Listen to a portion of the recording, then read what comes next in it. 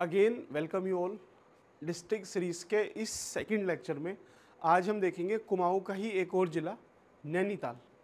नैनीताल, ये देखिए मेरे पीछे अगर आप देख रहे हैं इसको तो आपको कुछ समझ में आ रहा होगा, नहीं तो धीरे धीरे इसकी पूरी स्लाइड में आपको क्लियर करते हैं। ठीक है, पहले इसकी हिस्ट्री देखेंगे, देन आपका जो सेटलमेंट ब्रिटिश टाइम का था, प्लस इसका जो भी जोग्राफिकल एक्सपेंशन है, क्योंकि वो क्या करता है कभी कभी सिटीज़ आपसे पूछ लेगा। सपोज़ ये रामनगर है, ठीक है, आपका मुक्तेश्वर, ठीक है, और इस तरीके के आपको कुछ नाम पता होने चाहिए। रिवर भी है इसी में, उसको भी देखते हैं।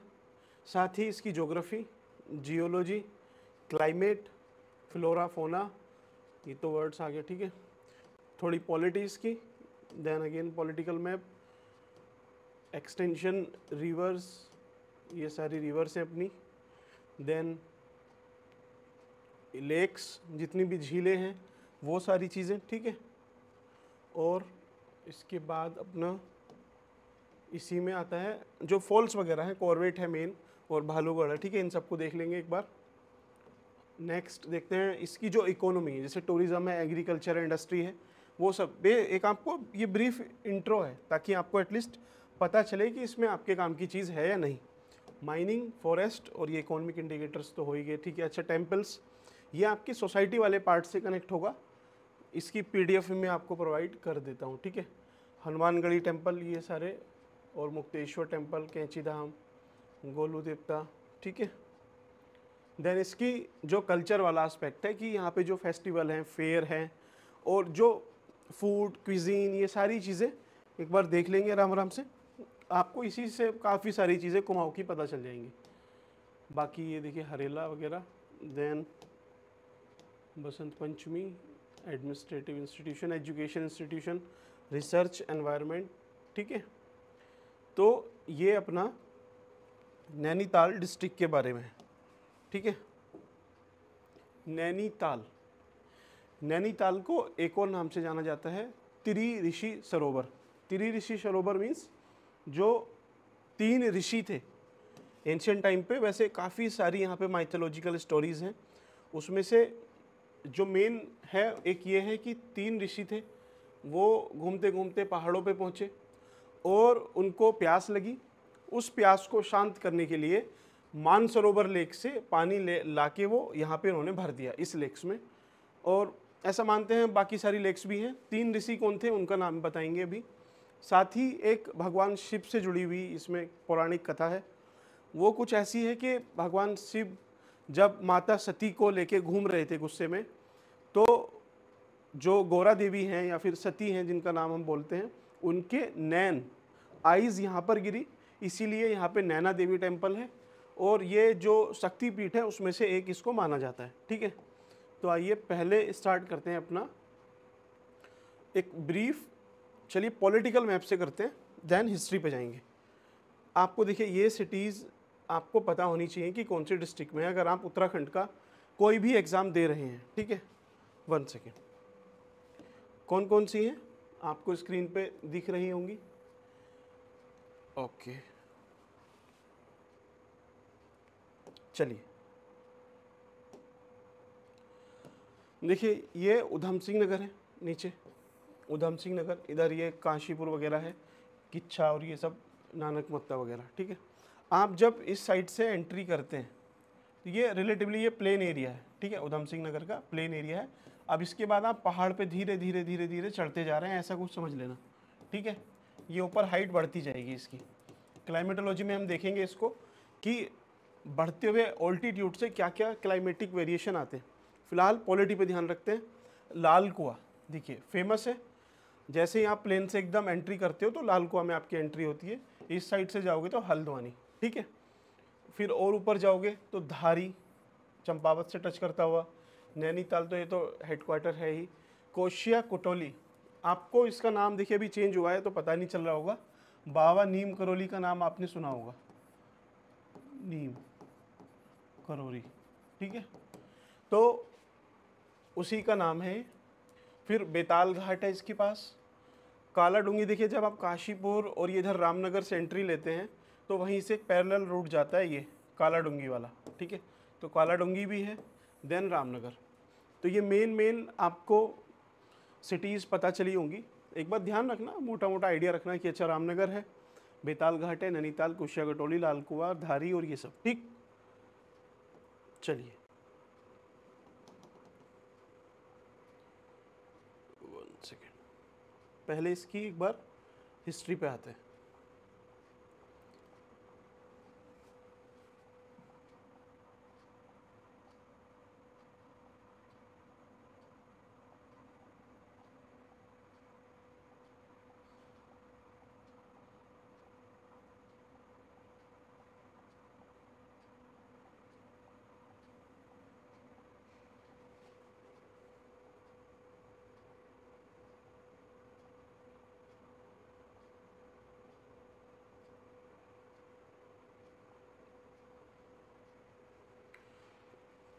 ठीक है, देखिए अगर आपको मैं इसका एक नैनीताल का ब्रीफ एक मैप अगर बताना आपको चाहे तो ये एक स्टेडियम की तरह है। ठीक है, ये देखना है कि पूरा स्टेडियम है। ठीक, स्टेडियम इसको एज्यूम करना, ये ऊपर सारी इसमें ऑडियंस बैठी हुई है, पवेलियन वाला एंड है। ठीक है, ये वाला, तो बस ऐसा सही है, ये सारे लोग इस मैच को देख रहे हैं, इस लेक को देख रहे हैं। ठीक है, क्या नाम है इसका? नैनी झील। ठीक है, नैनी लेक। नैनी लेक किसके नाम पे है? अभी आपको बताया मैंने, भगवान शिव की जो पौराणिक कथा है उसी में जो माता सती थी उनके नैन यहाँ पर गिरे और यहाँ पे शक्तिपीठ की स्थापना हुई और उन्हीं के नाम पे इसका नाम पड़ा नैनी लेक। ठीक, अब थोड़ा सा आगे बढ़ते हैं, हिस्टोरिकल बैकग्राउंड में चलते हैं। देखिए ये मानस खंड का पार्ट है, आपको पता ही है। गढ़वाल, ये गढ़वाल है, ये कुमाऊं है, इसको बोलते हैं केदारखंड, पे केदारनाथ का टेम्पल, ऐसे याद रख लेना। और इस कुमाऊं को पहले बोलते थे मानस खंड, पहले क्या, अभी भी इसका नाम मानस खंड ही है। अभी आपने सुना होगा गवर्नमेंट ने एक स्कीम यहाँ पे स्टार्ट की है, मानस खंड मंदिर माला मिशन। तो उसमें क्या है कि इधर जो आदि कैलाश हैं और जो जितने भी फेमस टेम्पल्स हैं, लोकेशन है, सिटीज़ हैं, उनको कनेक्ट किया जाएगा। और जैसे 4 धाम हैं आपके इधर गढ़वाल में, ऐसे ही यहाँ भी कुछ धामों को विकसित किया जाएगा। उसके लिए ट्रेन भी चलाई थी। आपने अगर 2024 का UKPCS का प्रीलिम दिया है, ठीक है, तो आपको पता होगा उसने क्वेश्चन भी पूछा था कि कहाँ से, शायद पुणे से चली हुई थी वो ट्रेन, वो कहाँ तक जाती है। ठीक है, ऐसे कुछ करके था, कहाँ से स्टार्ट हुई थी, तो क्वेश्चन भी आया हुआ था इस पर, जो कि एक्सपेक्टेड था क्योंकि सरकार ने मंदिर माला मिशन को काफ़ी ज़्यादा प्रमोट किया है। ठीक, अब इसके हिस्टोरिकल कंटेक्स्ट पे आते हैं। देखिए नैनीताल को मानस खंड कहा जाता है, जो मैंने आपको बताया। कहाँ लिखा है? स्कंद पुराण में। आपको स्कंद पुराण क्यों याद रखनी है? क्योंकि ज़्यादातर रेफरेंस स्कंद पुराण से ही आएंगे, और जब आप मेंस में लिखोगे तो आप ये रेफरेंस के साथ लिखना, ताकि आपकी जो नॉलेज है, मानस खंड तो आपको पता ही है, स्कंद पुराण लिखोगे तो एक वेटेज एक्स्ट्रा मिलेगा, एक कीवर्ड आ जाएगा। नाम क्या था इसका? त्रिऋषि सरोवर। 3 ऋषि हैं, ठीक है, उनका सरोवर है। नाम क्या कौन से इनके? Atri rishi, Pulastya and Pulaha rishi, who were reputed have arrived here, और ऐसे कुछ करके मानसरोवर झील से लाके इन्होंने इसमें पानी भरा। तो प्रीलिम में पूछ सकता है कि माइथोलॉजिकल, वैसे स्टोरीज वो कम ही पूछता है, फिर भी पूछेगा तो ये मानसरोवर लेक ज़्यादा याद रखना कि कहाँ से वाटर इसमें लाके फिल किया गया है। ठीक है, पौराणिक कथाओं के अनुसार, कोई ऐसा एविडेंस वगैरह वो सब नहीं दे सकते माइथोलॉजी में। ठीक है, दूसरा शक्तिपीठ वाली कहानी है, जो मैंने आपको बताया, जो भगवान शिव माता सती को लेके घूम रहे थे गुस्से में, तो उनकी जो नैन है वो यहाँ पर गिरे, इसी वजह से यहाँ पे नैना देवी टेम्पल है और इसका नाम नैनी झील है। ठीक है, नैनी लेक है।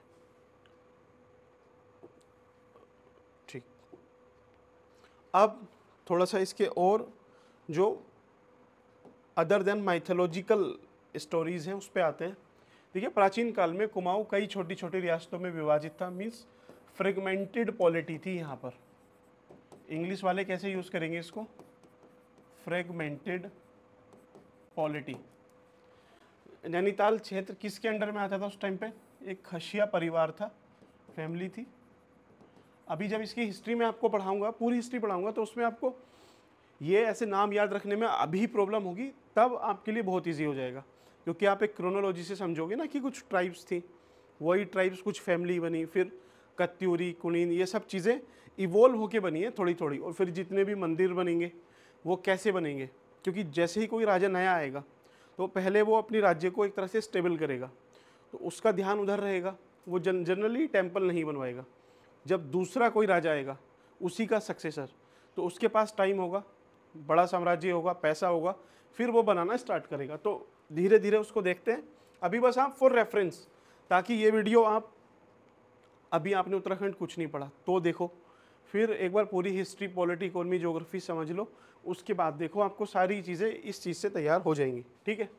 तो खसिया परिवार की विभिन्न विभिन्न शाखाओं के अधीन था, और इस पे जो समेकित मीन्स टोटल जो एक प्रभाव करने वाला राजवंश था वो था चंद। मैंने आपको लास्ट वीडियो में जो उधम सिंह नगर वाली थी उसमें बताया भी था। ठीक है। मेन जो आपको याद रखना है, यहाँ से याद रखना है। ठीक है। क्या? इस वंश के संस्थापक इलाहाबाद के पास झूसी से आए सोमचंद थे। इन राजा का नाम वेरी वेरी इंपॉर्टेंट है, इसको बिल्कुल रट लेना। सोमचंद कहाँ से आए थे? इलाहाबाद के पास झूसी है, वहाँ से आए। उन्होंने यहाँ पे शादी की, और शादी करने के बाद उनको दहेज में चंपावत मिला। जब दहेज में चंपावत मिला तो ये चंपावत को अपनी कैपिटल बनाएंगे और फिर वहाँ से एक्सपेंशन करेंगे। बहुत सम्मानित राजाओं में इनका नाम आता है, सम्मानित भी नहीं तो महान तो बोल ही सकते हैं। ठीक है। जिन्होंने लगभग 7वीं शताब्दी में, 7th सेंचुरी में कत्यूरी राजा की बेटी से शादी की। तो किससे इन्होंने मैट्रिमोनियल अलाइंस बनाए? कत्यूरी डायनेस्टी। ठीक, यहाँ तक क्लियर है आपको? और फिर धीरे धीरे उसका एक्सपेंशन करेंगे ऑब्वियस है। और भावर, तराई, इन सब की बेल्ट देखिए आपको, अगर मैं दिखाऊं तो ये चंपावत है, ये इनकी राजधानी बनी। तो ये एक्सपेंशन कहाँ करेंगे? ऊपर। फॉर इधर तो कम ही होगा, मेन इनका यहाँ पे होगा एक्सपेंशन। जब आप हिस्टोरिकल कोई अगर आंसर दे भी रहे हैं तो आप इस तरह से इसको यूज़ कर सकते हैं। Okay, now it is visible. थोड़ा सा भी इशू था बोर्ड का, अदरवाइज़ कहाँ पर थे हम? लगभग 7वीं शताब्दी। तो ये तो अपना करा दिया था कत्यूरी राजा। मैं आपको बोल रहा था मेंस के लिए, मेंस में आपको जैसे लिखना होता है ना, और आप लिख भी रहे हो तो एक छोटा सा ऐसे रेफरेंस बना देना अगर पूछा जाए तो। ठीक है। चंपावत इनकी कैपिटल थी, फिर ऐसे एक्सपेंशन, इतना आप ऐसे ड्रॉ करते हो ना, आपका ठीक ठाक एक अच्छा प्रेजेंटेशन बन जाता है। आप चाहो तो कस्टमाइज भी इसको बना सकते हो, इतना लिख देना बस, क्या? कुमाऊं। ठीक है, इसी से हो जाएगा। बाकी ओके, लगता है बायोडाइवर्सिटी पार्क है। चलिए, कत्यूरी राजा, वो आपको पता ही है, शादी वगैरह उनसे हुई थी। और चंपावत को अपनी राजधानी स्थापित किया सोमचंद ने। नाम याद रखना। उनके वंशज ने धीरे धीरे आसपास के क्षेत्रों पर आक्रमण किया। अभी जब चंपावत पढ़ेंगे, वहाँ पर टेम्पल कैसे बनेंगे, वो सब चीज़ें यहीं से उसके एक तरह से लाइन जुड़ी हुई है। तो आप आइसोलेशन में मत देखना कुछ भी चीज़ें, सारी चीज़ें इंटरकनेक्टेड रहेंगी। जब आपको 13वीं डिस्ट्रिक्ट, 13वां जिला जब पढ़ाया जाएगा, आप देखना सब कुछ आपका लिंक हो चुका होगा। साथ ही जब हिस्ट्री, पॉलिटी, इकोनॉमी पढ़ाऊंगा तो आपको फिर इसमें नाम तो याद रखनी ही नहीं है, वो तो आप वैसे ही याद हो जाएंगे। बस कॉन्सेप्ट समझना उस टाइम पे कि अच्छा ये टाइम पीरियड, इसका डाउनफॉल इस वजह से हुआ, इसका राइज इस वजह से हुआ। तो वही सब पूछता है हिस्ट्री में। हिस्ट्री में कुछ ऐसा नहीं पूछेगा कि पूछ लेगा कि सोमचंद का कॉन्ट्रीब्यूशन क्या था। ठीक है, तो आपको इंट्रोडक्शन तो देना है ना सोमचंद का, पहले इंट्रोड्यूस कर दो कहाँ से आए थे, तो ये लिख देना इसको। फिर 1 पॉइंट 2-3 पॉइंट आपको मिल गए कि इन्होंने एक्सपेंशन किया, चंपावत को अपनी कैपिटल बनाया, फिर अब कैपिटल बनाया, टेम्पल वगैरह बनाए होंगे। ठीक है, आज के टाइम में तो 3-4 पॉइंट ये हुए, जब चंपावत पढ़ोगे वहाँ से मिलेंगे, यहीं पे आपका पूरा हो जाएगा। ठीक है, तो चलिए हिस्ट्री से थोड़ा और आगे बढ़ते हैं। अब आते हैं ब्रिटिश पे। ब्रिटिश पे भी काफ़ी क्वेश्चन पूछता है, क्योंकि प्रीलिम में स्पेशली बहुत ज़्यादा क्वेश्चन पूछता है मॉडर्न वाले पार्ट से, यहाँ से। ठीक है, तो इस पर थोड़ा सा ध्यान देना, नाम याद रखना। 5-6 नाम अगर आप याद रख लोगे ब्रिटिश जो एडमिनिस्ट्रेटर आए थे। अभी देखिए, इस पे आते हैं। अभी पहले मैं आपको एक चीज़ बताता हूँ। अभी जो अपनी PYQ उसकी सीरीज़ चल रही है, उसमें मैंने आपको बताया क्या ध्यान रखना है। सपोज 1 2 3 4 वो 4 ऑप्शन देता है आपको, और काम देता है कोई क्वेश्चन में ऐसा जो प्रशासनिक है, ठीक है, एडमिनिस्ट्रेटिव है, तो आपको अगर ऑप्शन में उसने कर्नल वगैरह दिया, ठीक है, या फिर लेफ्टिनेंट गवर्नर ऐसे कुछ नाम दे देगा, ठीक है, तो ये तो देखिए मिलिट्री से रिलेटेड है, इनको तो पहले ही कट कर देना, बाकी जो भी बचे उस पे जाना आप। तो उसी तरीके से याद रखना आप, एडमिनिस्ट्रेशन का काम ये नहीं करेंगे लेफ्टिनेंट वगैरह, वो सब अभी आपको नाम से पता चल जाएगा, यही लोग करेंगे, ठीक। तो ऐसे 5-6 नाम हैं, बार बार आपको रिपीटेडली मिलेंगे, हर बार एक बार देख लो इसको अच्छे से, फिर आपको ध्यान रखना है, ठीक है। ब्रिटिश ने देखिए 1815 में क्या हुआ था, ट्रीटी ऑफ सगोली, ट्रीटी ऑफ सगोली आपने मॉडर्न हिस्ट्री में पढ़ा होगा पक्का। सगोली की संधि हुई किसके साथ, नेपाल के साथ हुई थी, गोरखाओं को इन्होंने यहाँ से भगा दिया था, ठीक है। तो उसके बाद क्या होगा, यहाँ पे गार्डनर आएंगे, appointed as a commissioner of Kumaon division on May 1815, ठीक। इसके 2 साल बाद प्लस 2 ईयर, 2 साल बाद 1817 में सेकंड कमिश्नर, देखिए 2 साल बाद सेकंड कमिश्नर, तो ऐसे याद रख लेना। क्या नाम था, GW ट्रेल, ट्रेल, इनका नाम भी आपको बहुत इंपॉर्टेंट है, याद रखना ही है कैसे भी करके। ट्रेल ये conducted the second revenue settlement, ये भी इंपॉर्टेंट है, लेकिन ये रेवेन्यू सिस्टम में अलग से पढ़ाया जाएगा। यहाँ पे अगर मैं इसको पढ़ाने लगूंगा तो फिर ज़्यादा आपके अंदर मतलब एक तो वीडियो भी ज़्यादा बड़ी हो जाएगी, प्लस एक ही डिस्ट्रिक्ट में आप सब कुछ पढ़ लोगे तो फिर थोड़ा सा डेंस हो जाएगी वीडियो ही नहीं, कंटेंट भी आपको शायद डाइजेस्ट करने में इशू हो। आराम से वो आप मुझ पे छोड़ो, धीरे धीरे करा देंगे उसको। फिर ये जो ट्रेल थे, Mister Traill was the first European to visit Nainital, but he did not popularise his visit respect for the religious sanctity of the place. इसको धार्मिक मान्यताएं थी काफ़ी, तो उसी की वजह से उन्होंने इसको ज़्यादा एक्सप्लोर किया नहीं था। उसके बाद 1839 में एक अंग्रेज व्यापारी P बैरन थे, वो कहाँ से, जो शाहजहाँपुर है यूपी में, वहाँ से चीनी का व्यापार करते थे, क्योंकि चीनी वहीं पे होती है। अब वो आते हैं, वो यहाँ के नेचुरल जो भी ब्यूटी है उसको देखते हैं, और स्थानीय व्यक्ति से जब शेर का डंडा भी मैं आपको पिक्चर में दिखाऊंगा, तो जब शेर का डंडा एक पहाड़ का नाम है, वो जब इनको दिखाते हैं तो ये बहुत ज़्यादा फैसिनेट हो जाते हैं। कौन, बैरन साहब।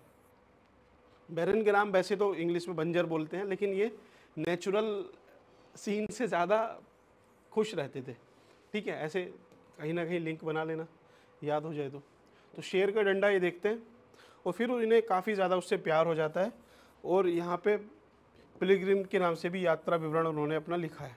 तो इसको याद रखना कि जब आएंगे, देखेंगे, प्यार हो जाएगा, सब कुछ देख लेंगे यहाँ का, उसके बाद अपना एक तरह से लेटर नोट लिखते हैं, एक बुक लिखते हैं। जैसे आज ही के टाइम पे आप देखो, जो भी सेक्रेटरी होते हैं या फिर कोई फॉरेन एम्बेसडर है इंडिया के, पहले पूरे में घूम लेंगे, पूरी सर्विस करते हैं आराम से 60-65 साल की, उसके बाद बैठ के पक्का उनके एक बुक लिखनी है, लिख के ही जाएंगे वो। तो वो बुक वगैरह लिखते हैं ओबियसली, पहले एंशिएंट टाइम से ये चीज़ चली आ रही है, ठीक है। बहुत सुंदर शब्दों में लिखा था, सन 1841 की 24 नवंबर को कलकत्ता के इंग्लिश मैन नामक अखबार से पहले नैनीताल के ताल की खोज छपी थी। तो एज सच किसकी खोज छपी थी ये तो इतना नहीं, लेकिन इतना ज़रूर याद रखना, नाम इनका क्या नाम है, बैरन, और इन्होंने पिलग्रिम के नाम से अपनी एक यात्रा विवरण या फिर ट्रेवलॉग लिखा, ट्रेवलॉग, ठीक है। अभी आप नहीं देखते हो जो लोग जाते हैं इधर कैमरा लेके हाय गाइस करते हुए, तो वो सब समझ लो कि उस टाइम, आज के टाइम के बैरन है, ऐसा ही कुछ होगा। चलिए,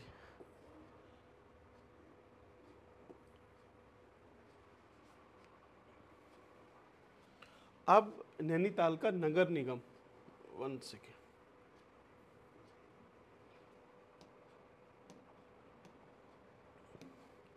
तीन अक्टूबर 1850 को नैनीताल नगर निगम का औपचारिक रूप से गठन किया गया। एक ये फैक्ट आपको याद रखना है, ज़्यादा फैक्ट की भरमार तो नहीं हो रही है, डेंस नहीं है ज़्यादा, धीरे धीरे आप पढ़ लोगे ना, क्योंकि 13 जिले हैं, थोड़ा पढ़ोगे, कुछ याद रहे, कुछ भूल भी जाओ, कोई दिक्कत नहीं है, बाद में आपको धीरे धीरे सब चीज़ें याद आ जाएंगी, बस आप आराम से इसको देखते चलो। अच्छा, बस हिस्ट्री उसकी उतनी ही रखते हैं। ऐसा नहीं है कि उसमें कुछ छूट रहा है, कंप्लीट हो जाएगा आपका, वही कंप्लीट है। लेकिन मैं आपको थोड़ा सा एक वो चीज़ कम इसलिए बता के चलता हूँ क्योंकि बाद में जब ये इंटरलिंकिंग होगी, क्योंकि इसके बाद मैं 4 नाम आपको और बताऊँ, तब आपको याद रखने में थोड़ा सा डिफिकल्ट हो जाएगा। 3-4 नाम याद रखो, बाकी वो मैं आपको करा दूंगा, आप उस पर ज़्यादा लोड मत लेना, ठीक है। ये मैं आपको बोला था कि कुछ सिटीज़ हैं जो आपको पता होनी चाहिए। देखिए आप जब रामनगर वाली साइड से, इधर रामनगर है कहीं, ये रामनगर है अपना, यहाँ से दिखना नीचे थोड़ा सा काला डोंगी है, ठीक है। एक के बीच में छोटा सी जगह है पवलगढ़, यहाँ पे एक वैद्य जी बहुत फेमस है, ठीक है। ये ट्रीटमेंट करते हैं किसी चीज़ का, आप चाहें तो देख सकते हैं, ठीक है। ये हुआ काला डोंगी, रामनगर, हल्द्वानी, इसका मेन एक तरह से इकोनॉमिक सेंटर। और ये देखिए काठगोदाम। एक सेकंड, आपको एक चीज़ और दिखानी है।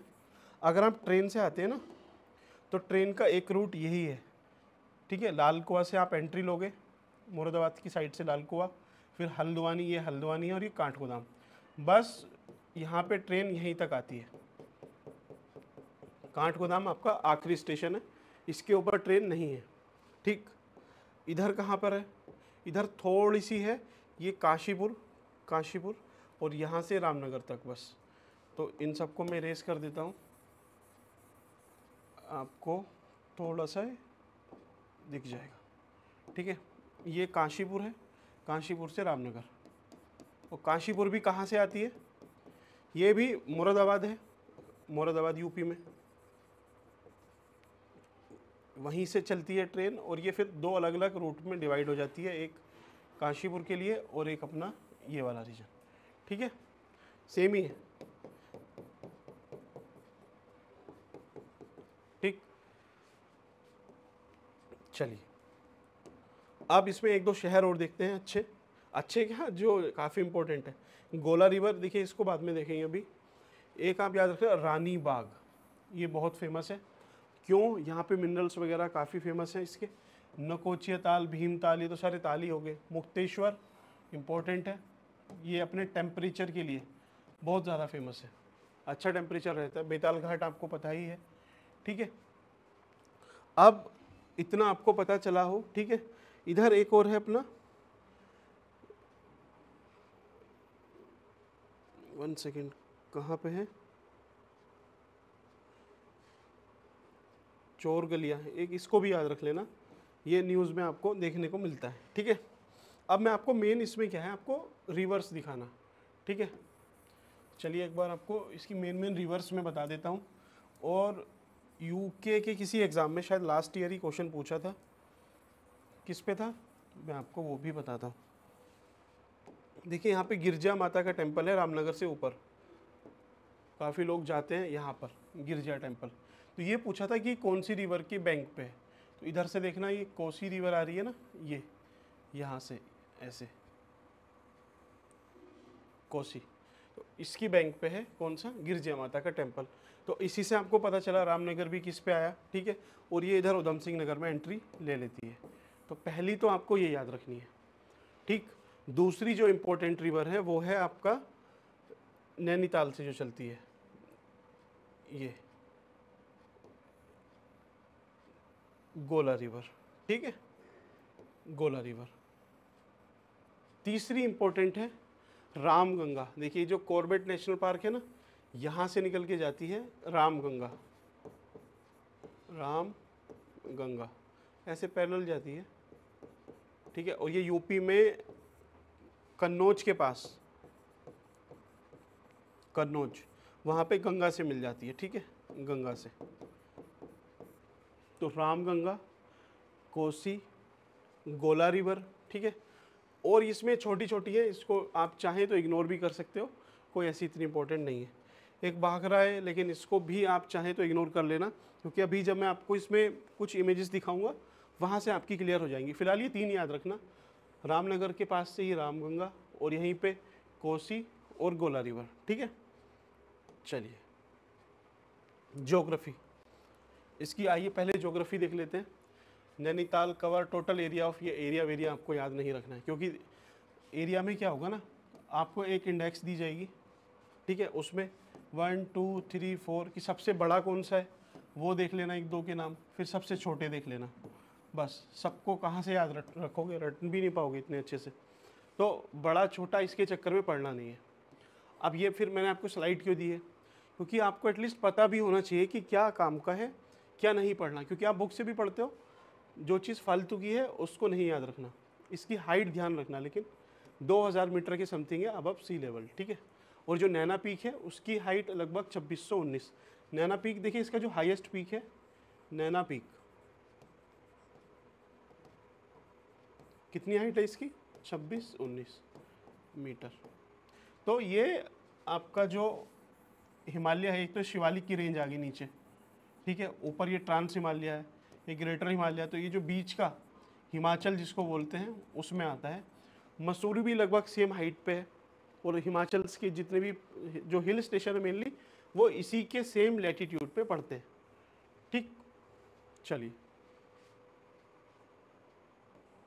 एक नाम ये भी याद रखना, Balia Nala, which is the main stream feeding the lake along the fault line and the subsequent stream align parallel to the major joints and fault. 26 major drain feed the lake including the 3 perennial drain. That means कि जो Nainital lake है, ठीक है, Naini lake है, उसको अलग अलग नाले आके फीड करते हैं, पानी देते हैं, पानी भरते हैं। उसी में से एक मेजर का नाम है बलिया नाला। तो ऐसे स्पेसिफिक क्वेश्चन, क्योंकि रीबा ये जो लेक है ये काफ़ी फेमस है, तो इस वजह से यहाँ से बन सकता है, ठीक। चलिए, अब मैंने आपको बताया था ना कि नैनीताल, सपोज ये लेक है पूरी स्टेडियम की तरह है, चारों तरफ से यहाँ पे इसमें एक तरह से पवेलियन है, यहाँ पॉपुलेशन है। तो अब यहाँ पे इधर ही कहीं हाइट होगी, हाईएस्ट जो पीक होगी यहीं पे होगी, या फिर ये अलग अलग पहाड़ हैं तो इनके नाम होंगे। तो बस वही नाम यहाँ पे दिए हुए हैं। इसमें से एक नाम जो मैंने आपसे बोला था आपको याद रखना है, वो है शेर का डंडा, ठीक है। वो इन पहाड़ में से एक का नाम है शेर का डंडा। और भी है हांडी बंदी और ये सब आर्य पर्वत, बाकी इन सबको नहीं देखना, ठीक है। Geological structure again not very important, क्योंकि जियोलॉजी अगर वो पूछता है तो जनरली आपसे प्रीलिम में तो नहीं पूछेगा, मेंस में पूछेगा, और वो भी पूरी जियोलॉजी उत्तराखंड की एक साथ ही पूछेगा। आपको ऐसे इंडिविजुअली नहीं पूछेगा कि नैनीताल की जियोलॉजी बताना, तो आपको इसको भी इग्नोर करना है। तो एटलीस्ट आपको पता चलेगा कि क्या काम का है, क्या इसमें काम का नहीं है, ठीक है। ये गवर्नर हाउस का फोटो था इसके पीछे। चलिए, तो यहाँ तक आपको समझ में आ रहा है? अगर आपको समझ में आ रहा है तो अभी तक आपने जो भी लर्न किया है उसके बेस पे आप कमेंट कर सकते हो, अदरवाइज़ आप वीडियो कंप्लीट करने के बाद भी कर देना, ठीक है। चलिए, अब कोपेन का देखिए क्लासिफिकेशन वो पूछता तो था पहले, तो कोपेन का अगर आपको पढ़ना ही है तो पूरा एक बार पहले कोपेन पढ़ना, ठीक है। कोपेन का क्लासिफिकेशन जो जनरल क्लासिफिकेशन है कि उसने इसको क्या बोला है, मेगाथर्म, माइक्रोथर्म, आपका हिकिस्टोथर्म, ऐसे कुछ करके नाम दिए हुए उसने। तो पहले जनरल क्लासिफिकेशन पढ़ना, फिर उसके बाद इंडिया के कंटेक्स्ट में उसको खुद से अप्लाई करना एक पेपर पे, ठीक है, कि इसको, इस क्लाइमेट को क्या बोलेंगे, इसको क्या बोलेंगे।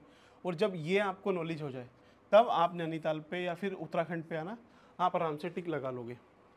यहाँ पे उसको पूरा डिस्कस करना not possible and can't be feasible for you, क्योंकि ये ज्योग्राफी ऑप्शनल का है।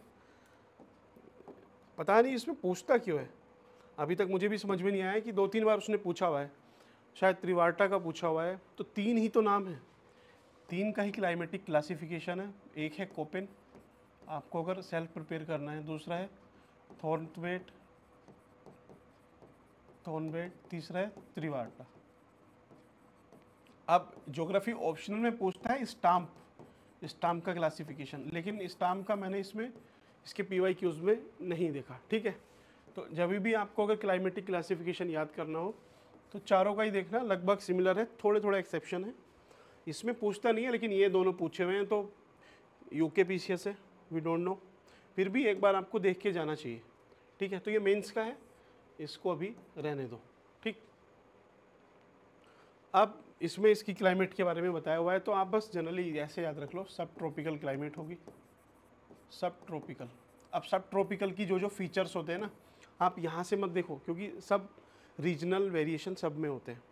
हार्ड एंड फास्ट रूल सबसे बढ़िया चीज़ है, क्लाइमेट में कुछ नहीं है, तो जो आपको सब ट्रॉपिकल का याद आए बस वहीं यहाँ पे लिख देना, ठीक है।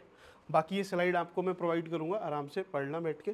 कुछ ऐसा है नहीं इसमें कि भाई वही है कि गर्मी में उतनी ज़्यादा मॉडरेट टेम्परेचर रहता है, विंटर थोड़ी सी सीवियर हो जाएगी, ठीक है, रेनफॉल ज़्यादा होगी, कहाँ से बारिश होगी, साउथ वेस्ट मानसून से होगी, ये सब चीज़ें।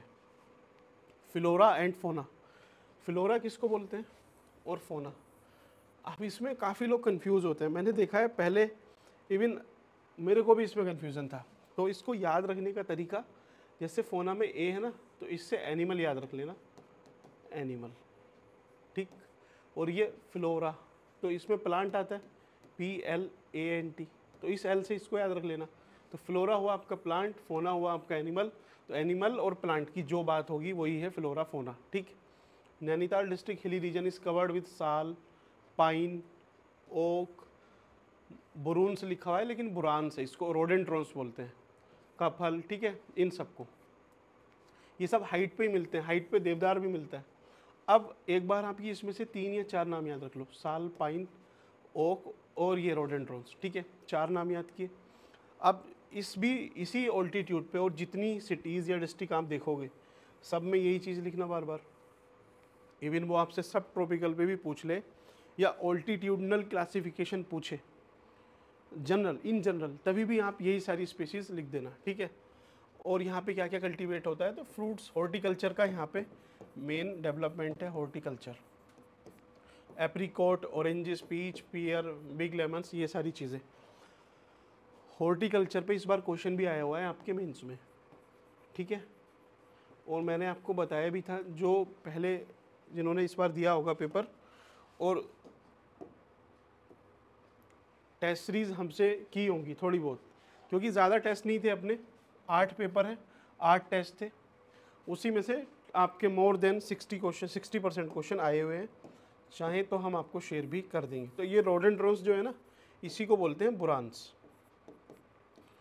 बुरांस क्या है स्पेलिंग इसकी, चलिए बुरांस बोलते हैं। इसके बारे में देखिए, एक अभी न्यूज़ आई थी, न्यूज़ क्या थी कि जो रोडेंड्रॉन्स है, ये बुरांस है, ये जनरली फरवरी लास्ट और मार्च में इस पे फूल आता था, लेकिन जनवरी के मंथ में इस पे फूल देखे गए। तो उससे ये कंक्लूजन निकला कि जितनी गर्मी फरवरी या मार्च में होती थी उतनी गर्मी जनवरी में होने लगी है। दैट मीन्स कि जो हिमालय की इकोलॉजी है वो क्लाइमेट चेंज को अब ऑब्जर्व करने लगी है। तो ये एक अच्छा साइन नहीं है, एक रेड फ्लैग है, ठीक है। तो थोड़ा सा चिंता का विषय है, लेकिन फिर भी आपकी इन्फॉर्मेशन के लिए, तो आपको ये तो नाम हमेशा याद रहेगा, रोडेंड्रॉन्स, बुरांस, 2-3 ये याद रख लेना, ओक, साल, पाइन, ठीक है, इतना। इन सब के नाम आपको याद नहीं रखने हैं। जो लेक्स होती है ना, तो उसके आसपास आपको पता है वेजिटेशन तो होती ही है अच्छी, प्लांट्स तो होंगे ही, और तो वहाँ पे फ्लोरा तो है, प्लांट्स तो है। अब इन्हीं की जो भी लीव्स होती हैं उस पर बर्ड्स वगैरह आएंगी ओबियसली, तो आप देखोगे इसके आसपास बर्ड्स काफ़ी रहती हैं। तो एक तरह से इनका सिम्बायोटिक रिलेशनशिप है। बस याद रखना कि अच्छा लेक्स है, पेड़ तो हैं ही, तो उस पर बर्ड्स आके बैठती होंगी, ऐसी कोई है। यूपीएससी में इसका ज़्यादा क्रेज़ रहता है, पीसीएस में नहीं पूछता, ठीक है। अब इसकी थोड़ी पॉलिटी पे आते हैं। पॉलिटी में देखिए अगेन वही, जो काम की चीज़ है वो याद रखनी है, क्या नहीं याद रखना वो मैं आपको बताऊंगा, ठीक। ग्राम पंचायत नहीं, न्याय पंचायत नहीं, नगर पंचायत ये भी नहीं, नगर निगम ये याद रखनी है, क्योंकि जितनी भी नगर निगम है सबके नाम आपको पता होने चाहिए, ठीक। नैनीताल एक नगर निगम है यहाँ पे, ठीक है। नगर पालिका नहीं, नगर पालिका परिषद नहीं, छावनी भी छोड़ो। पॉपुलेशन देखिए 9,54,000, दैट मीन्स 9.5 लाख आप एवरेज याद रख लेना। उत्तराखंड की टोटल कितनी है, 1 करोड़ के समथिंग है, तो उसके 9.5 कितने परसेंट हुआ, लगभग इतना ही हो गया, 9.5%, ठीक। ओबियसली मेल ज़्यादा है, फीमेल यहाँ पे कम है। तो आपको जब भी याद रखो ना, जैसे 9.5, तो आधा आधा तो याद रखना कि 48 और 47 लगभग इतना होगा।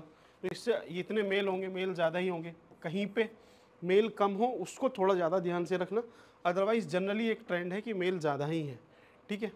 तो मेल फीमेल इतनी, बस आइडिया से याद रखना, ऐसे कुछ स्पेसिफिक पूछने वाला नहीं है।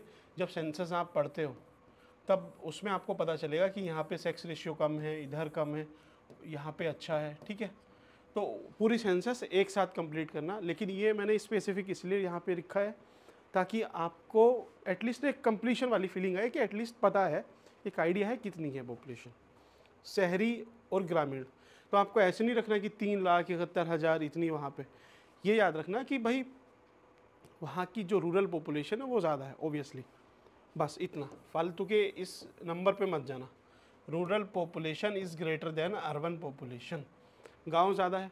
अब गांव देखिए, एक चीज़ मैं आपको कॉन्सेप्ट और समझाता हूँ, प्राइमेट सिटीज़। प्राइमेट सिटीज़ का आपको पता है? प्राइमेट सिटीज़ वो होती हैं किसी भी राज्य में, किसी भी देश में एक इतनी बड़ी सिटी जिसकी पॉपुलेशन को लगभग मीट कर पाना किसी और सिटीज़ के मुकाबले वहाँ पे नहीं होता। बात समझ में नहीं आई, मुझे पता है। आप ऐसा समझो, अगर मैं आपको नॉर्थ ईस्ट का नाम देता हूँ या असम का नाम देता हूँ, तो आपके दिमाग में कौन सी एक सिटी है जो आएगी सबसे पहले? गुवाहाटी, क्योंकि गुवाहाटी की पॉपुलेशन इतनी ज़्यादा बढ़ गई, एक सिटीज़ ही वहाँ पे इतनी ज़्यादा डेवलप हुई है कि आसपास की जो सिटीज़ हैं उसको उसने डेवलप नहीं होने दिया, तो उसकी पॉपुलेशन डिसप्रोपोर्शनली ज़्यादा है, इसलिए हमें उसका नाम याद आता है। मैं आपसे कोलकाता तो चलिए मैंने बता ही दिया आपको, मैं आपसे पूछता हूँ तमिलनाडु, तो तमिलनाडु का क्या नाम आपको याद आएगा? चेन्नई। बाकी सिटीज़ नहीं है वहाँ पे, हैं, लेकिन उसकी पॉपुलेशन ज़्यादा हो गई।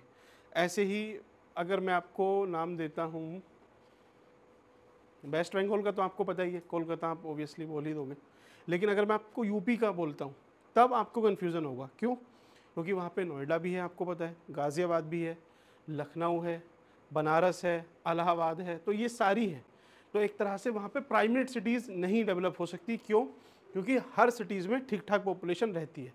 प्राइमेट में समझ लो, आप ऐसा समझ लो कि यहाँ पे अगर 100 लोग रह रहे हैं किसी बड़े शहर में, प्राइमेट सिटीज़ में, तो बाकी जितने शहर हैं उनमें इससे 50 लोग भी नहीं रहते होंगे, ठीक है। मतलब इससे जो छोटी सिटी होगी, सपोज़ यूपी में मुरादाबाद तो नहीं, चलिए गाज़ियाबाद अगर सबसे बड़ी सिटी है, वहाँ पे 100 लोग रह रहे हैं, तो उससे जो छोटी सिटी होगी, जो दूसरे नंबर पे होगी, सपोज़ मुरादाबाद है, तो वहाँ पे 50 लोग या उससे भी कम रहेंगे।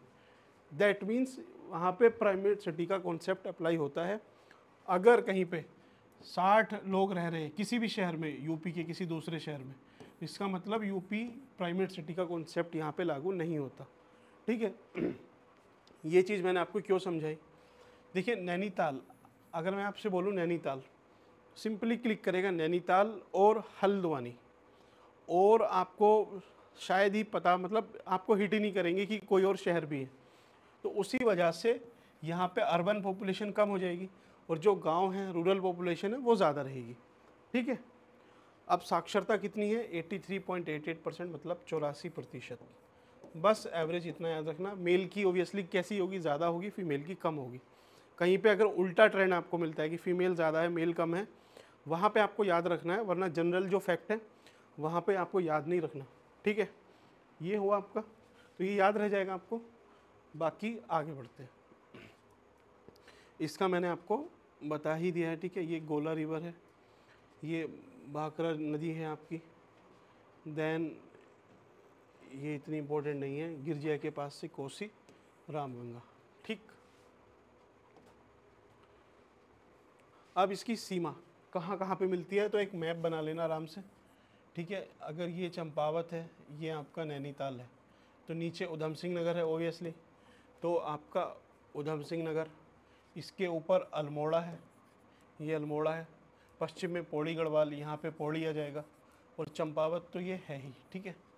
तो इनसे मिलती है, चारों से घिरा हुआ है, ठीक। नेशनल हाईवे 87 121, ऑल्दो इम्पोर्टेंट नहीं है फिर भी, क्योंकि कुमाऊं में अब इंफ्रास्ट्रक्चर पे काफ़ी ध्यान दे रहे हैं लोग, तो इंफ्रा में आपको एक बार अगर कहीं पे लिखना भी हो मेंस में, तो एक रेफरेंस में आप इंफ्रा वाले पार्ट पे इसको लिख सकते हो कि NH87। अब ये आपको यूज़ कैसे करना है, चलिए मैं आपको इसके बारे में भी बताता हूँ। आपसे मैं बोलता हूँ कि उधम सिंह नगर में इंडस्ट्रियल डेवलपमेंट ज़्यादा है, ठीक है। तो आप इसके आपको अगर एग्जांपल लिखने हैं या फिर रीज़न लिखने हैं तो क्या लिखोगे यहाँ पे कि भाई प्लेन एरिया है, पहली चीज़। दूसरा, यहाँ पे एग्रीकल्चर काफ़ी डेवलप है तो उसकी वजह से रॉ मटेरियल मिल जाता है। फिर रॉ मटेरियल को ट्रांसपोर्ट करने के लिए, ट्रांसपोर्टेशन के लिए यहाँ पे अब आपको ये डालना है कि इंफ्रास्ट्रक्चर, मतलब यहाँ पे NH87 निकलता है ना, यहाँ से नहीं NH121 निकलता है, तो 121। तो अगर आपसे हल्द्वानी का पूछेगा तो आप NH87 डाल देना। तो ट्रांसपोर्टेशन अच्छा है, मार्केट की एक्सेस है कि यूपी जिसकी पॉपुलेशन ज़्यादा है वो पास में है तो एक लार्जेस्ट मार्केट हमें मिल जाता है, दिल्ली से भी प्रॉक्सिमिटी है। तो इस तरह से आप पॉइंट निकाल लोगे, ठीक है। नदी कौन कौन सी है, रामगंगा मैंने आपको बताया, गोला, भाखड़ा, दबका, बोर छोड़ देना, कोसी। कोसी पे क्या है, गिरजिया माता का टेम्पल, गोला, नैनीताल, रामगंगा, कॉर्बेट, बस इतना याद रखना है, बाकी नहीं, ठीक है। अब चलिए एक एक रिवर की कहानी थोड़ी सी देख लेते हैं इन शॉर्ट।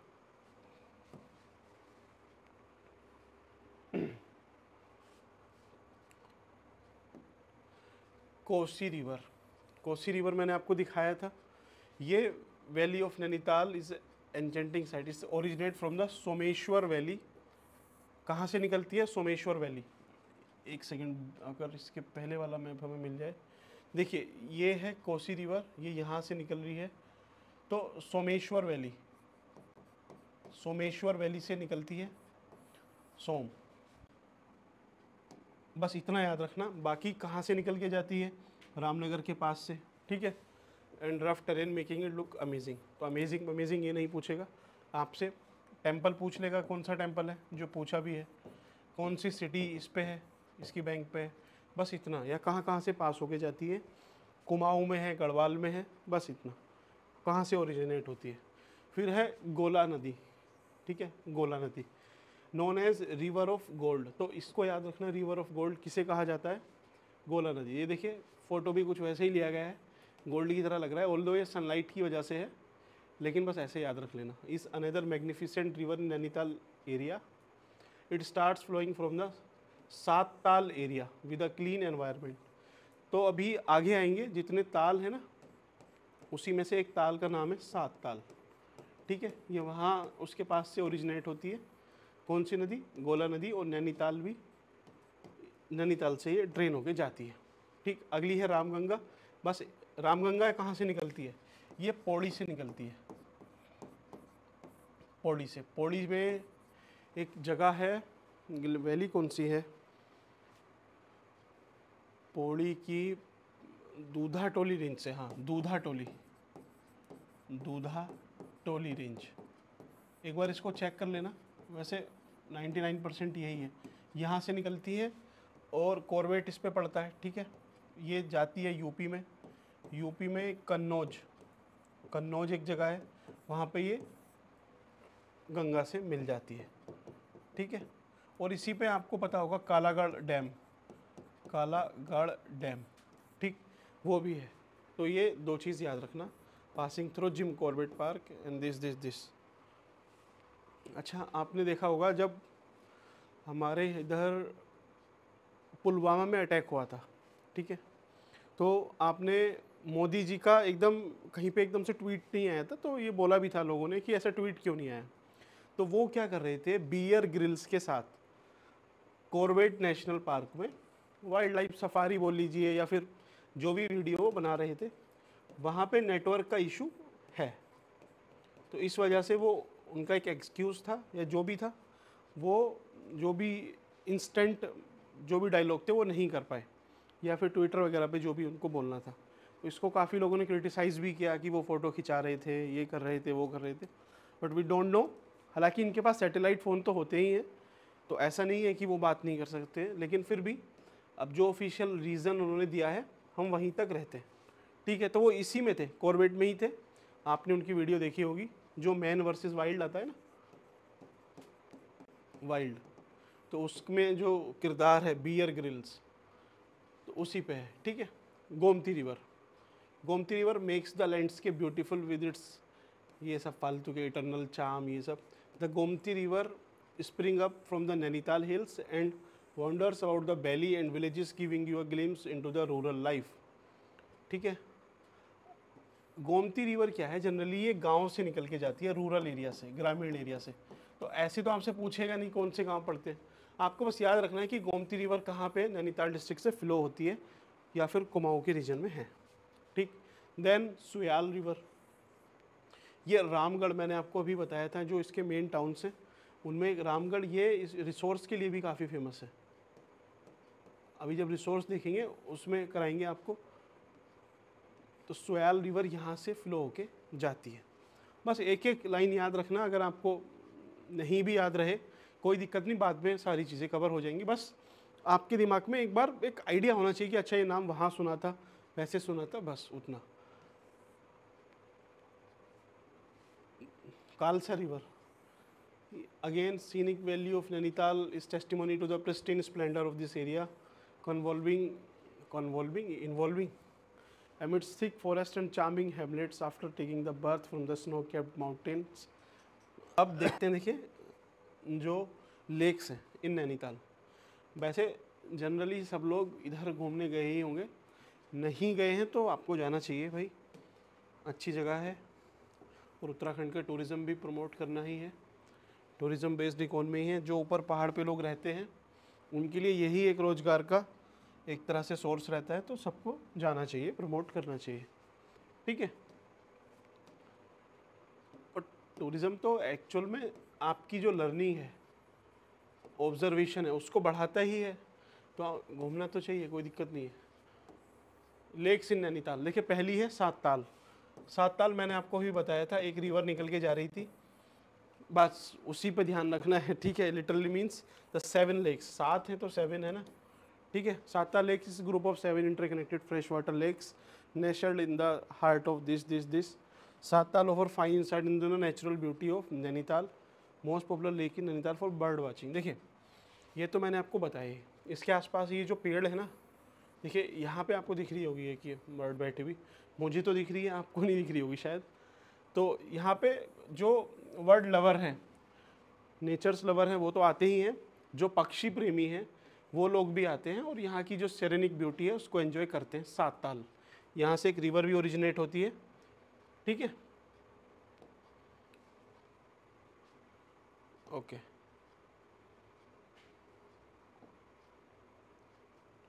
कोला रिवर थी ना अपनी, कहाँ गई रिवर। देखिए अगली लेक है अपनी सरिया ताल। अब सरिया ताल है, ये सड़िया ताल है, वी डोंट नो, बट हाँ ठीक है, प्रोनाउंसिएशन में थोड़ा बहुत इशू रहेगा, माइंड मत करना। बाकी सरिया ताल भी यहीं पे, सड़िया ताल भी यहीं पे, ठीक है। वैसे देखने में तो ये थोड़ी सी गंदी लग रही है, तो हाँ आप प्रोनाउंस कर सकते हैं, जो भी करना है। बाकी चलिए एनीवे आगे बढ़ते हैं। खुरपा ताल, ये एक ताल है, देखिए ताल मीन्स वही लेक अपना, ठीक। तो खुरपा ताल भी नैनीताल डिस्ट्रिक्ट में ही है।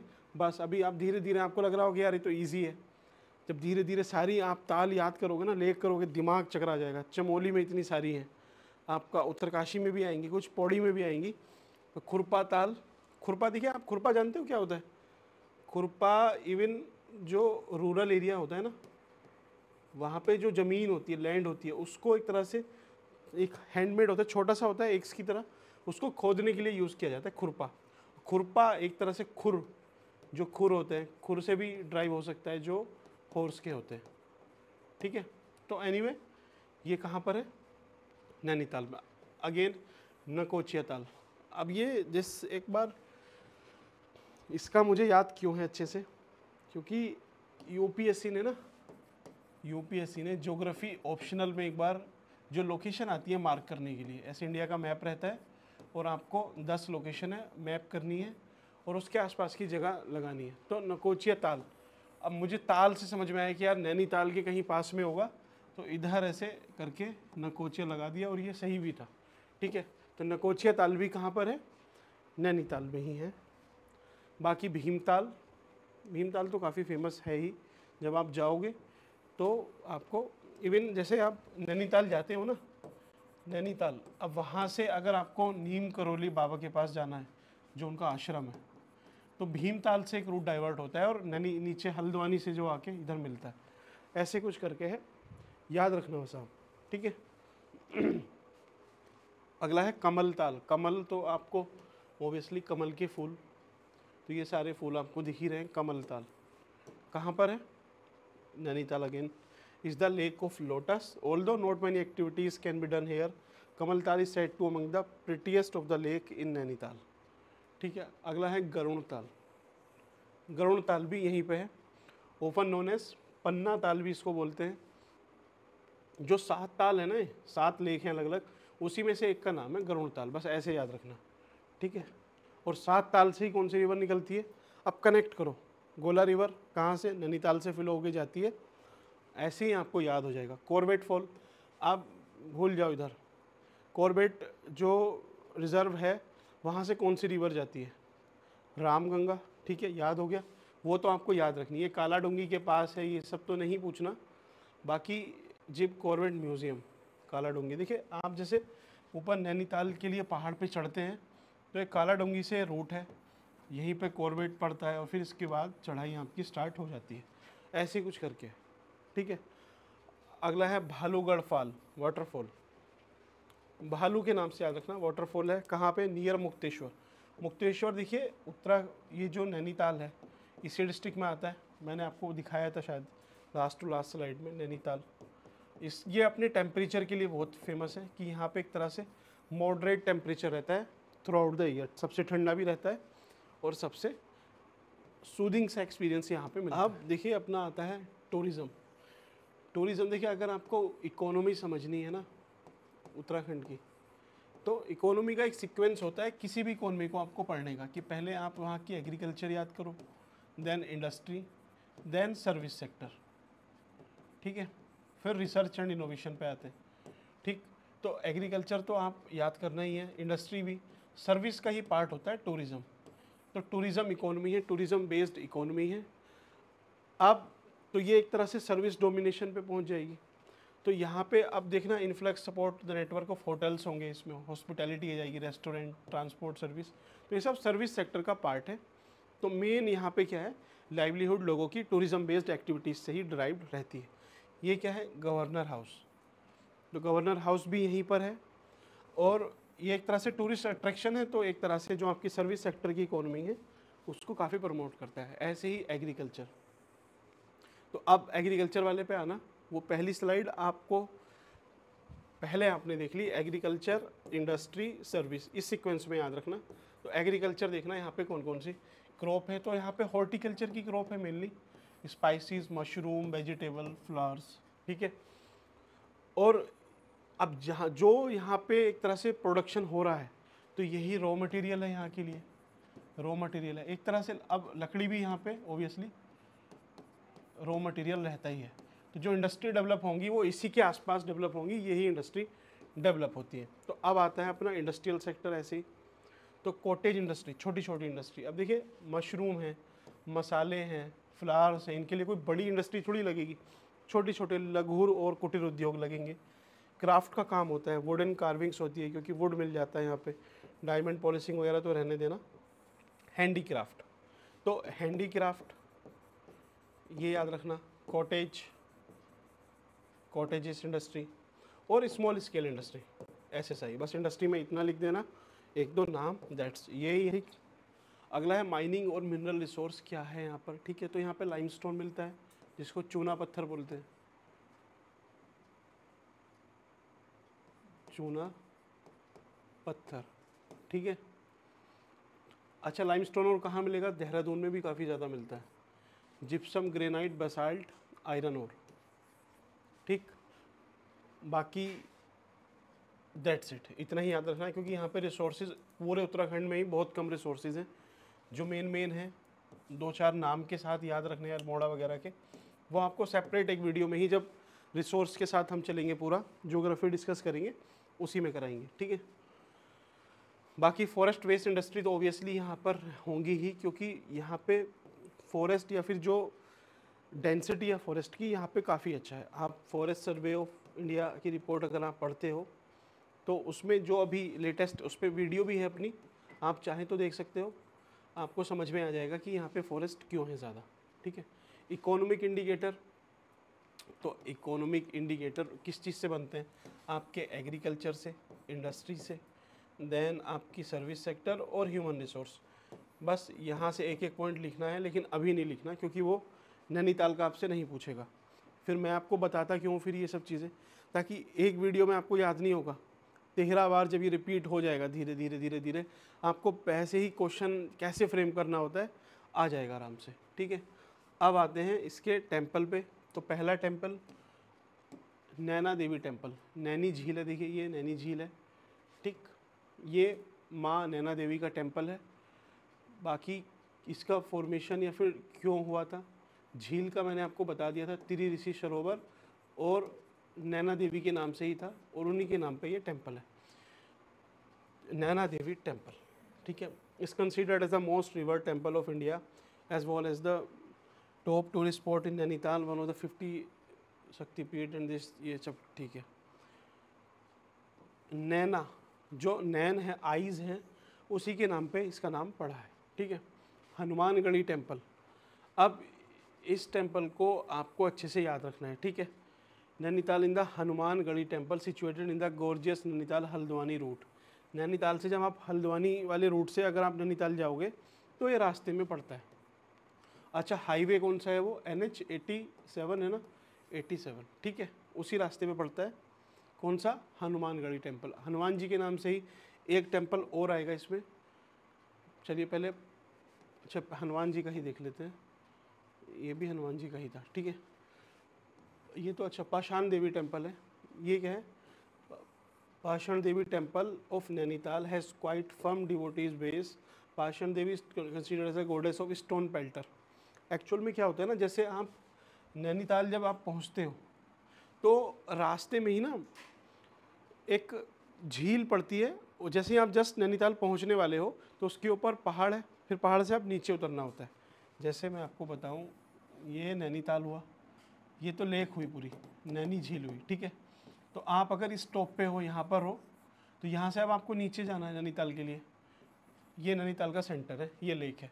तो यहाँ ऊपर ये टेम्पल है और यहाँ पे ऐसी मान्यता है। मान्यता क्या, लोग ये काम करते भी हैं, तो हम कभी गए होंगे तो हमने भी वही किया कि वहाँ से पत्थर फेंकते हैं कि वो बोलते हैं कि ये सीधे अगर झील में चला जाएगा तो आपकी मान्यता पूरी हो जाएगी, सिद्ध हो जाएगी, जो भी है।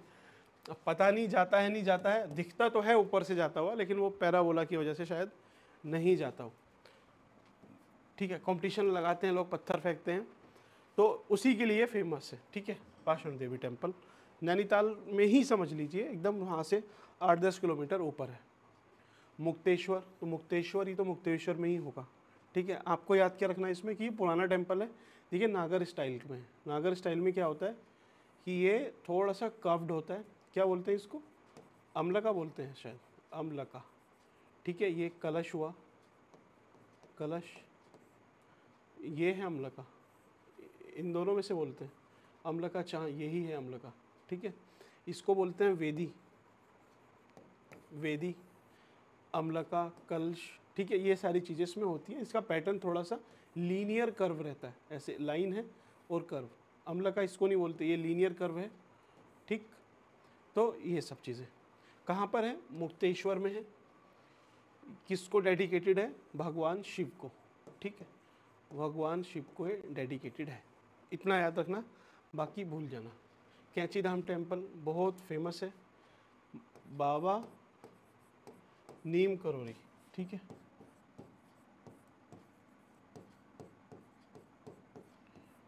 अभी जो कुशिया कटोली आपको मैंने बताया था, तहसील कुशिया कटोली, उसका नाम बदल के बाबा नीम करोली कर दिया गया है। जो इवन बिल गेट्स है, बिल गेट्स नहीं, जो एप्पल के फाउंडर थे, कौन थे? स्टीव जॉब्स थे शायद, हाँ स्टीव जॉब्स, वो यहाँ पे आए हुए थे। Steve jobs. फिर उन्होंने फेसबुक के जो फाउंडर हैं उनको भी बोला था कि मार्क जुकरबर्ग को कि अगर कभी भी थोड़ा सा डिसीजन में कोई ऐसा हो तो आप वहाँ जाना, एक ऐसी जगह है कैची धाम में, आपको बहुत सुकून मिलेगा। वो आए भी, और जब मोदी साहब के साथ वो इंटरव्यू कर रहे थे तब उन्होंने इसका मेंशन भी किया था। ठीक है, तो काफ़ी मान्यता है। हनुमान जी का ये टेम्पल है। तो आज मंगलवार भी है, ठीक है, हनुमान जी का ही दिन है, और ये हनुमान टेम्पल है। कहाँ पर है? नैनीताल डिस्ट्रिक्ट में पड़ता है। ठीक है, नैनीताल से जब आप अल्मोड़ा वाले रूट पे जाओगे तो इवन इसके बाद ही लगभग आगे से अल्मोड़ा के लिए प्रॉपर रास्ता स्टार्ट हो जाता है। चलिए नेक्स्ट, गोलू देवता टेम्पल। ये गोलू देवता टेम्पल है। इसमें देखिए आपको ध्यान रखना है, वहाँ पे लोकल डीटीज़ होते हैं, लोकल डीटीज़। पहाड़ पे, हर पहाड़ पे या फिर जो भी अलग अलग ट्राइबल्स कल्चर हैं, सब में अपनी अपनी मान्यता है, सबके अपने अपने देवता होते हैं, कुल देवी होती है। तो अभी इवन जब सुप्रीम कोर्ट में ये मामला गया जो राम जन्मभूमि का है, तो फिर बात निकल के आई कि आप राम जन्मभूमि, कृष्ण जन्मभूमि और काशी विश्वनाथ, इन तीन का मैटर सोल्व कर दीजिए, बाकी हम नहीं देखेंगे। तो एक वर्ग उसमें ये भी था जो ये बात बोल रहा था कि ऐसा क्यों करना कि तीन का ही, कोई तीन ही भगवान बड़े थोड़ी ना है। जो लोकल देवता हैं, किसी के कुल देवता हैं, अगर उसका भी कोई मैटर ऐसा फंसा हुआ है तो उसको हम क्यों ना उठाएं। तो इस पर काफ़ी बहस हुई, डिबेट हुई, अभी तक इसका कंक्लूजन आया नहीं है, लेकिन ये लगभग उसी तरीके से बात हुई कि कहीं पे 1000 लोग मरे हैं। ठीक है, उन 1000 में से आप बोल रहे हो कि जो तीन सबसे दर्दनाक रूप से मरे हैं, बस आप उनको, उनके ही हम सुनवाई करेंगे और इसी पे हम वर्डिक्ट देंगे। बाकी सबको उठाना, 997 को उठाना, ये थोड़ा सा ज़्यादा हो जाएगा। ज़्यादा क्यों हो जाएगा? जो ह्यूमन राइट्स होते हैं वो सबके हैं, बड़ा और छोटा कोई नहीं है। सारे देवी देवता, कुल देवता हो, लोकल हो, इवन किसी सिंगल पर्सन की भी कहीं पे मान्यता है किसी भी चीज़ में, उसकी भी सुनवाई होनी चाहिए। भले ही फैसला उसके फेवर में आए, अगेंस्ट में आए, लेकिन सुनवाई सबकी होनी चाहिए। ठीक है, अब पता नहीं कोर्ट आगे क्या चलेगा उसमें। तो ये टेम्पल देखिए नैनीताल में ही है, गोलू देवता टेम्पल। इनको न्याय की देवता कहा जाता है।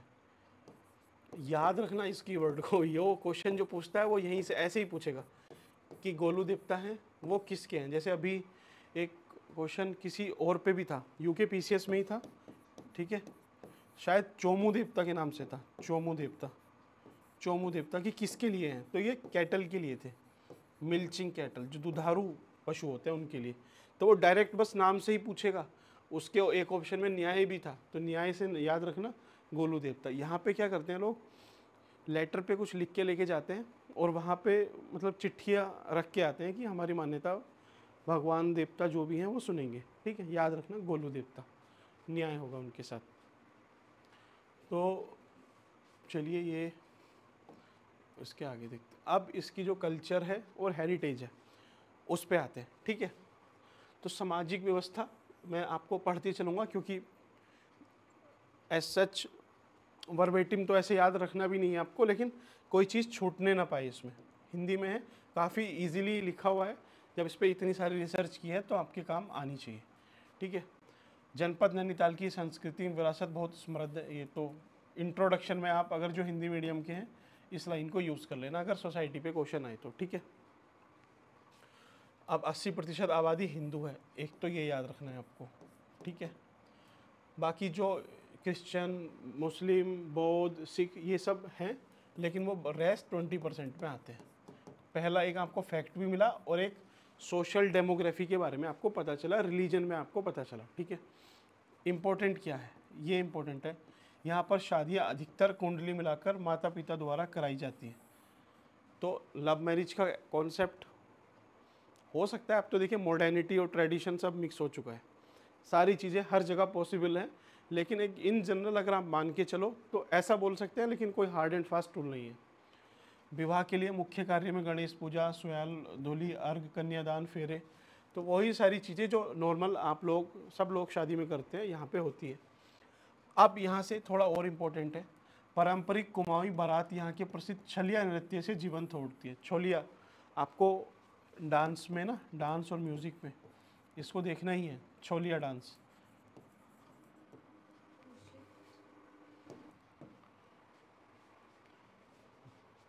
सो छोलिया डांस, ये याद रखना है आपको।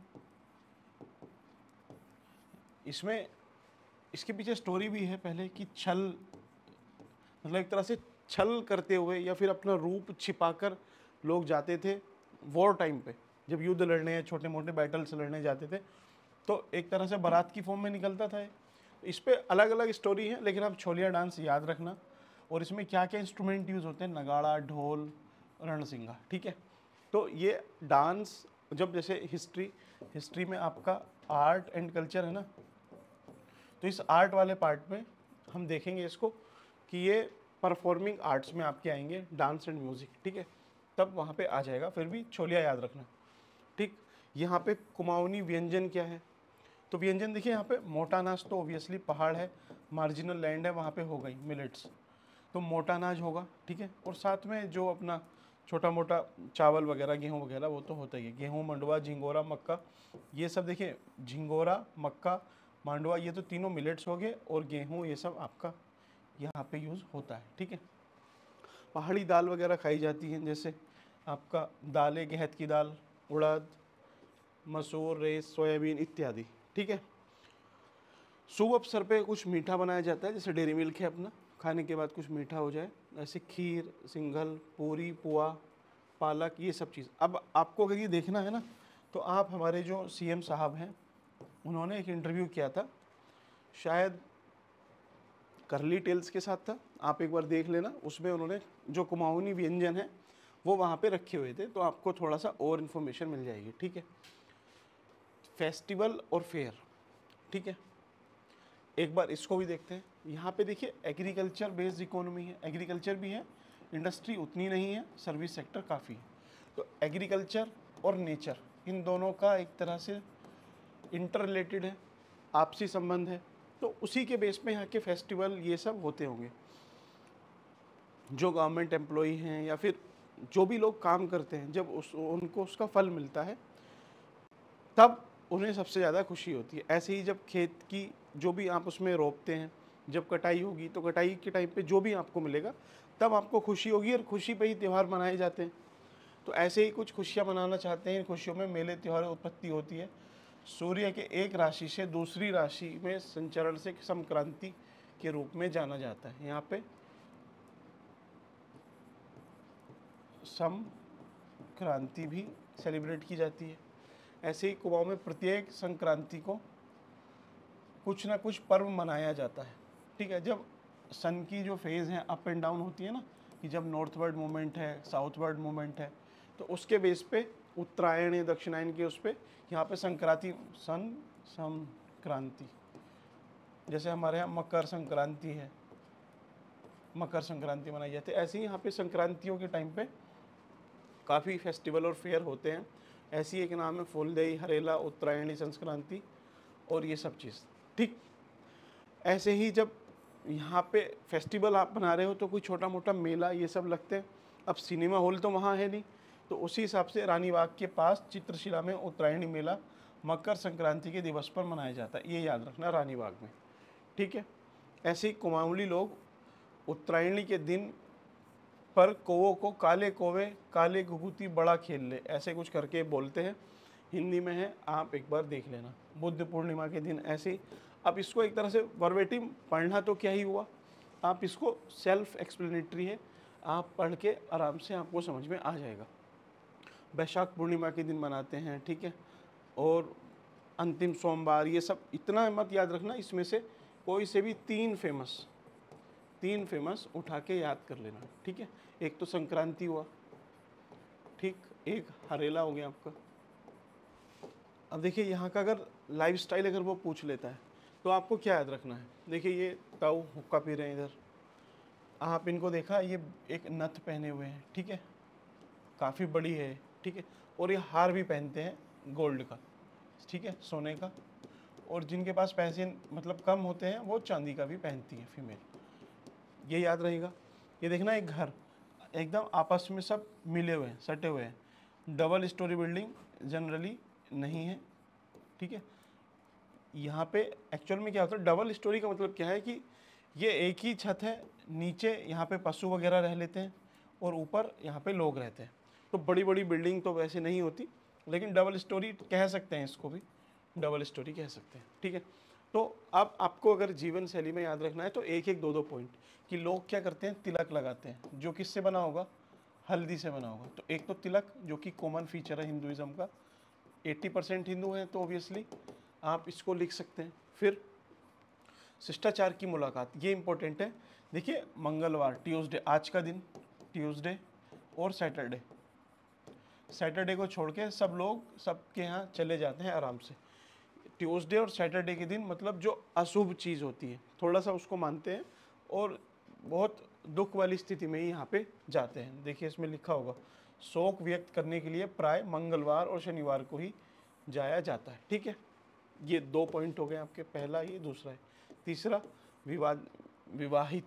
विवादित प्रोनाउंस किया इसको, लेकिन अभी असल में क्या चल रहा है ना, काफ़ी ज़्यादा विवाद सामने आ रहा है। मेरठ का आपने इंस्टेंस देखा, लगभग 26 ऐसे इंस्टेंस है जो अभी लास्ट वीक में सामने आए हैं, विवादित हैं महिलाओं की वजह से, क्योंकि किसी को कहीं पे काट के फिट कर दिया, किसी कहीं पे, तो इस तरीके के थे, तो उसी वजह से विवादित पढ़ रहे हैं काफ़ी न्यूज़पेपर में, तो वो विवादित रहा। लेकिन ये विवाहित है, विवाहित महिलाएं माथे पर सिंदूर वगैरह लगाती हैं। देखिए यहाँ सिंदूर है, बिंदी है, और ये नाक में नथ है इनकी, ठीक है। अवसरों पर महिलाएं नाक में बड़ी सी नथ पहनती हैं, बस इतना याद रखना, ज़्यादा फिर याद मत रखना। घर लकड़ी के बने होंगे, पत्थर के बने होंगे, इन सब के होंगे, पशु और ये सब रहते हैं, ठीक है। बाकी अब आपका फेयर एंड फेस्टिवल, अच्छा इसको एक काम करते हैं, कुमाऊँ के जितने भी हैं ना सारे एक साथ कराएंगे इसको, फिर बार बार आप कंफ्यूज होते जाओगे कि ये अल्मोड़ा में भी हो रहा है, ये चंपावत में भी है, ठीक है। उन सबको एक साथ कराएंगे, तो इसको अभी अपन स्किप करते हैं। बाकी अच्छा देखते हैं अपना एडमिनिस्ट्रेटिव इंस्टीट्यूशन, आई होप ये अपना रिकॉर्डिंग चल रहा है, ठीक है, ओके। तो एडमिनिस्ट्रेटिव इंस्टीट्यूट में कौन कौन से हैं, देखिए कलेक्ट्रेट तो ऑब्वियसली नैनीताल ही होगा, डीएम साहब यहाँ बैठते हैं। जिला पंचायत, तहसील ऑफिस, ये सब नहीं है काम का। एजुकेशन इंस्टीट्यूशन, देखिए कुमाऊँ यूनिवर्सिटी कहाँ पर है, नैनीताल में, headquarter in Nainital with campuses in Almora और भीमताल, यहाँ पे कैंपस है लेकिन है कहाँ पर, नैनीताल में, ठीक।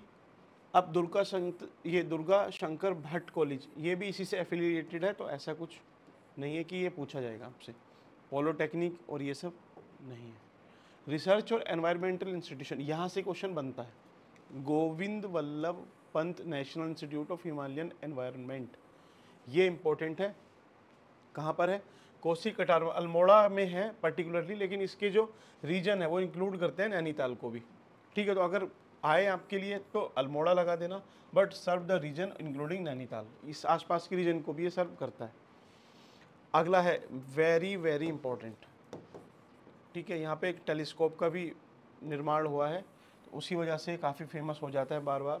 ऑब्जर्वेटरी है यहाँ पे, तो Aryabhatta research institute of observational science, ARIES, कहाँ पर है, नैनीताल। और इस पीक का भी नाम याद रखना, मनोरा पीक, मनोरा पीक पे ये एरीज का यहाँ पे सेंटर है, बहुत इंपॉर्टेंट है। कुछ मत याद रखना इन सब में, लेकिन इसको जरूर याद रखना, ठीक।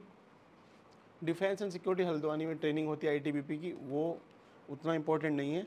बाकी गवर्नमेंट ये हॉस्पिटल बीडी दत्त, अभी अच्छा ये जो बीडी दत्त साहब है ना, बद्री दत्त पांडे, तो इन्हीं के नाम पे आप देखना कुमाऊँ में काफ़ी सारे न्यूज़पेपर, उन सब चीज़ों पे इनका नाम बार बार आएगा, तो इस नाम को याद रखना, बीडी पांडे, ठीक है। होपफुली वीडियो आपको पसंद आई, ऑल्दो थोड़ा सा लॉन्ग वीडियो है, बट शॉर्ट में कंप्लीट करना पॉसिबल नहीं है। इतना टाइम आप दोगे, 13 जिले पूरे करोगे, आपका एक 80% ऑफ द पार्ट पूरा हो जाएगा फॉर प्रीलिम। बाकी जो कॉन्सेप्ट आपको मेंस के लिए चाहिए और जो 20% बचता है वो करंट अफेयर प्लस उस कॉन्सेप्ट से पूरा होगा। आराम से आपका उत्तराखंड, ये अपनी रिस्पॉन्सिबिलिटी है, हम पूरा कराएंगे, आप बिल्कुल भी इसमें लोड नहीं लोगे। Thank you.